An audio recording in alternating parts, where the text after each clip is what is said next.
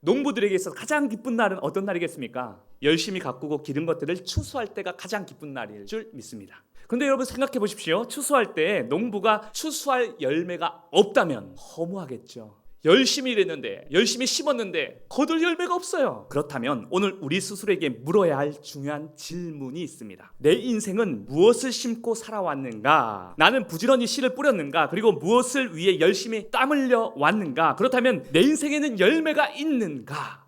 여러분, 우리 인생에도 가을이 찾아올 겁니다. 인생 끝에 열매가 있는지 없는지를 구별할 때가 올 것입니다. 우리가 생각하기에는 이 세상에서는 당연히 죽으면 끝인 거예요. 그러나 저 세상에서는 오히려 이게 시작이에요. 그런데 그 시작에 열매가 없습니다. 씨앗이 없는 거예요. 씨앗도 뿌리지 않았는데, 심지 않았는데 배와 사과가 열리고, 일하지도 투자하지도 않았는데 돈이 왕창 넘쳐나더라. 그 나라가 이상한 거예요. 정상적인 게 아니에요. 혹시나 또한 그런 곳을 천국이라고 생각하고 계신 거 아니세요? 정상적인 나라, 하나님의 나라는 철저히 심은 대로 거두는 나라입니다. 자기가 수고하고 일한 대로 억울한 일이 없고, 그에 따라 불공평한 일도 없고, 정의롭게 보상받는 나라, 정의가 바로 선 나라가 아직 천국인 거예요. 이 세상을 살아가면서 이제껏 일하지 않고 땀 흘리지 않고 편하게 잘 살아가는 불공평한 사람들을 보고서 우린 뭐라고 말합니까? 야, 저래서는 안 되지. 그렇게 외쳤으면서 천국에서는 내가 그런 삶을 누리고 있다는 것이 과연 말이나 된다고 생각하십니까? 하나님도 이유와 목적이 있어서 세상과 인간을 만드셨어요. 다 심으신 거예요. 열매를 기대하시는 거예요. 한 사람이 포도밭에 일부러 무화과 나무를 심은 거예요. 3년 동안 열매를 얻지 못합니다. 그래서 포도원지기가 비옥한 땅에 차라리 다른 나무, 포도나무라도 심었다면 열매라도 거두었을 텐데 땅만 버리게 되었으니 차라리 찍어버리라 라고 명합니다. 포도원지기가 찍어버리라고 명할 때 주인의 포도원을 가꾸는 종이 이렇게 호소합니다. 주인이여, 금년에도 그대로 두소서. 내가 두릅하고 거름을 줄이니 이후에 만일 열매가 열면 좋거니와 그렇지 않으면 찍어버리소서.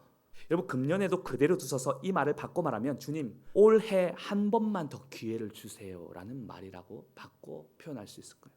당연히 우리가 지켜버려야 할 우리 인생인데도 불구하고 예수님이 십자가에 달리시면서 올 한 해 열매가 맺으면 좋거니와 아니면 그 다음에 찍어버리면 안 되겠습니까? 여러분, 그것이 우리 예수님께서 행하신 이 외침일 거예요. 우리가 살아있는 이유는 주님이 올 한 해 더 기회를 주셨다는 말과도 같은 거예요. 어쩌면 올 한 해 이 추수의 계절에 하나님이 그 아들 예수와 함께 저와 여러분을 향하여 이런 대화를 아마 나누셨는지도 모릅니다. 여전히 방황하고 있다면, 제대로 뿌리 내리지도 못한다면 이거 심각한 거죠. 특별히 하나님의 택함받은 하나님의 사람, 이 직분에도 불구하고 포도원이라는 비옥한 땅에 심겼음에도 뿌리 내리지 못한 나무라면 어찌 우리가 귀한 열매를 맺어갈 수가 있을까요? 그건 모험이죠. 우리 인생도 추수의 때가 오면 오늘 하신 말씀의 명령 앞에 서야 할 날이 분명히 오게 될 것입니다. 하나님께서 기대하는 열매셨어요? 아니면 잎만 무성했어요? 아니면 가지만 그렇게 높게 자라려고 했어요? 아니면 꽃만 피우고 말았습니까? 그 추수의 때에 가장 기뻐해야 할 때에 열매가 없다면 누구보다 하나님이 가장 기뻐하실 수가 없습니다.